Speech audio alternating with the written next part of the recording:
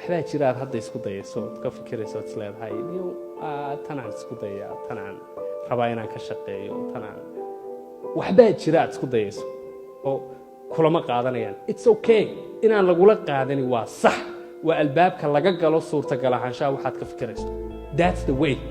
haddaad marka koowaad ba yes maqasho next day ma shaqaynaysid waxaan u sameeyey waxaasoo dhan oo sameynaya qof ahaan igu kooban because waxaan ogaa reer Booramo oo dhan ayaa aaminsanaa inaanay samayn karin so I did it to prove them wrong waan sameeyey markaasi aan ugu sheegay inay been tahay aaminsanaantaas oo aanay run ahayn oo ay saxdu tahay in qofkii dadaala ee shaqeeya ee kartile ee maaragtay dariiqeega hayaa inuu natiijo keenayo waa ballan kowniya waa sunne ilaahiyo ilaahay dhigtay adduunyada ninkii dadaalay dariiqeegii soo maray inuu helayo